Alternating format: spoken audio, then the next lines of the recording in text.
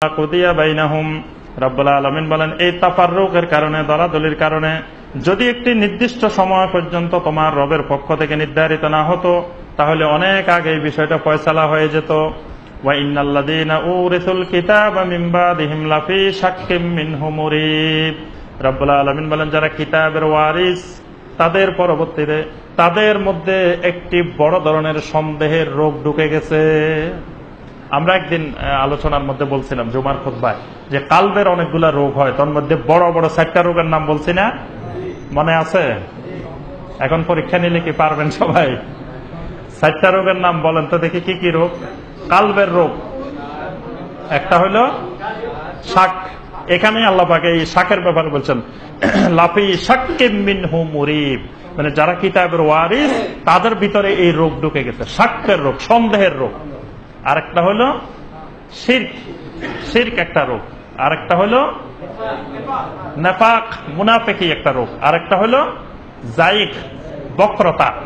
রব্বানা লা তুজিগ কুলুবানা, আল্লাহ তুমি আমাদের অন্তরকে বাঁকা বানাই দিও না। এই বাঁকা হয়ে যাওয়া এটাও একটা রোগ।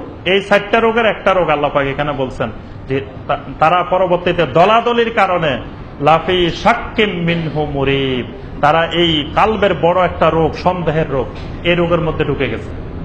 আর দলাদলি করতে গিয়ে এমন এমন মারাত্মক কথা বলতে হয় যে কথা ওই আসমানও ফেটে যাওয়ার উপক্রম হয়। দেখেন এখন এক শ্রেণীর লোক বা এক শ্রেণীর মানে মানুষের মুখে বা আলেমদের মুখে আমরা যে কথাগুলো শুনি, কথাগুলো শুনলে মনে হয় যে আসমান ভাঙ্গি এখনই পড়ে যাবে। বলে যে সাহাবায়ে কেরাম নাকি ঈমান আনার পরেও মূর্তি নিয়ে নাকি মসজিদে যাইতো, তো নবী সাল্লাল্লাহু আলাইহি ওয়াসাল্লাম নাকি ওই মূর্তি পড়ে যাওয়ার জন্য বারবার নাকি রাফল ইয়াদান করতে বলছেন। নাউজুবিল্লাহ। একজন সাহাবী ঈমান আনার পরে কোনদিন মূর্তি নিয়ে মসজিদে হারামে, মসজিদে নববীতে গেছেন, এরকম একটা জাল হাদিস, মিথ্যা কথাও কোথাও নাই। অথচ এই অদ্ভুত কথা, মানে আসমান ভেঙে পড়ার উপক্রম, যে একজন সাহাবী ঈমান আনছে, ঈমান আনার পরে নাকি উনি মূর্তি বগলে নিয়ে মসজিদে যেতেন। নাউজুবিল্লাহ।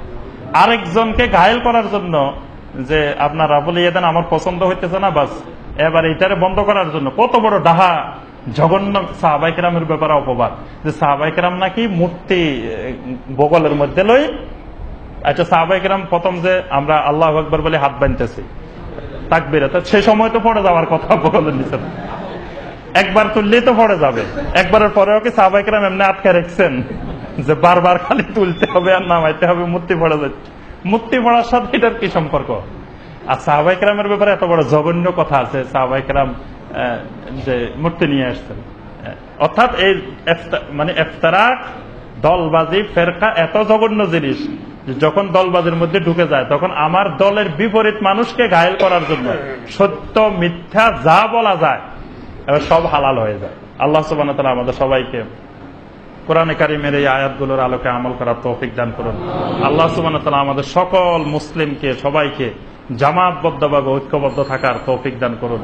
সকল প্রকার ইফতিরাক, দলাদলি, দলবাজি থেকে আল্লাহ সুবহানাহু ওয়া তাআলা আমাদের সবাইকে হেফাজত করুন। কোরআন এবং সুন্নাহকে সর্বক্ষেত্রে অগ্রাধিকার দেওয়ার, কোরআন এবং সুন্নাহ মেনে চলার তৌফিক দান করুন। হাবলুল্লাহ, আল্লাহ সুবহানাহু ওয়া তাআলার রশিকে শক্ত করে, মজবুত করে আমাদের সবাইকে ধরার তৌফিক দান করুন। আমিন ইয়া রাব্বাল আলামিন।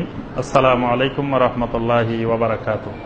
সুবহানাকা আল্লাহুম্মা ওয়া বিহামদিকা আশহাদু আল্লা ইলাহা ইল্লা আনতা আস্তাগফিরুকা ওয়া আতুবু ইলাইক।